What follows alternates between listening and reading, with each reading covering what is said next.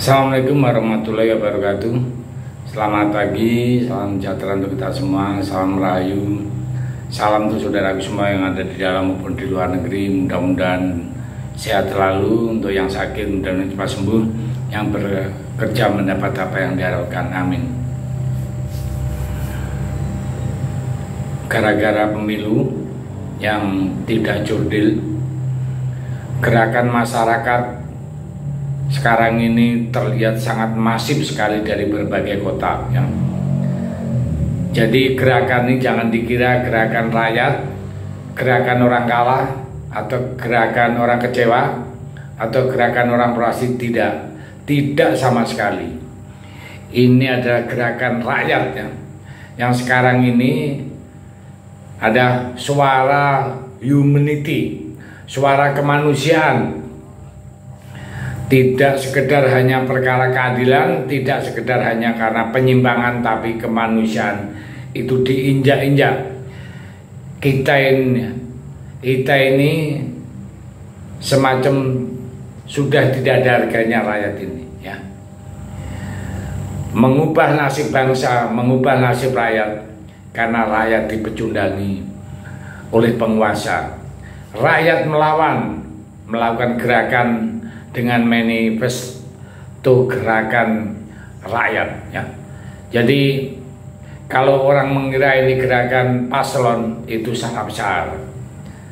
Kalau paslon yang kecewa, itu gerakan adalah satu arah. Ini adalah berbagai arah elemen masyarakat dan berbagai kota ya. Kita sebut aja yang ada 5 kota yang terjadi gerakan rakyat ya. Gerakan itu memberikan semangat bahwa sesuatu perjuangan yang belum selesai, bahwa dalam hidup rakyat memang ada sesuatu yang harus diperjuangkan. Sekarang ini kaitannya dengan penguasa ya. Kota mana saja yang terjadi gerakan yang bersama-sama, yaitu Bandung, Surabaya, Solo, Jogja, tentunya Jakarta. Barangkali ada kota-kota lain yang lupa saya sebutkan, tapi setidaknya 5 kota bergerak bersama-sama, dan persoalan yang dihadapi dari 5 kota adalah martabat atau suara rakyat itu betul-betul terdolimi ya. Jadi jenis ketidakadilan ini yang dilakukan oleh pemerintahan dan berbagai deretan ketidakadilan dalam pemilu itu nampak ya, sangat nampak dan kasar sekali ya.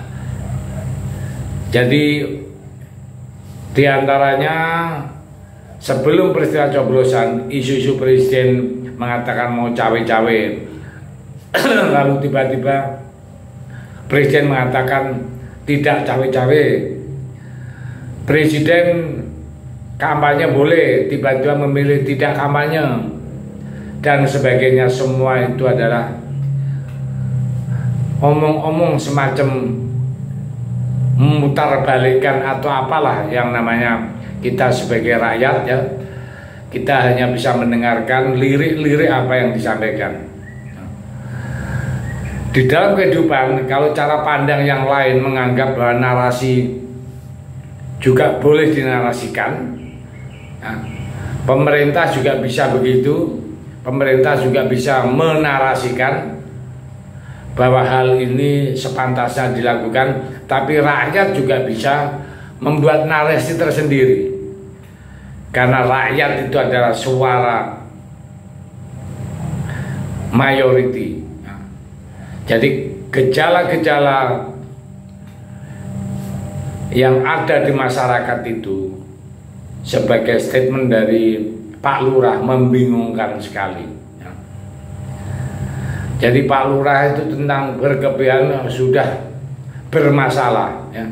Jangan dibilang masalah pemilu hanya terjadi pada masa persoalan coblosan.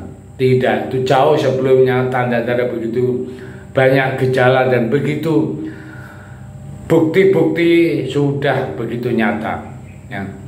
Salah satu yang paling nyata adalah keputusan MK itu bukti yang sangat sah dan valid ya. Maka dari itu narasi-narasi yang sekarang berkembang itu adalah sebuah interpretasi atas kepentingan rakyat untuk menyampaikan aspirasinya.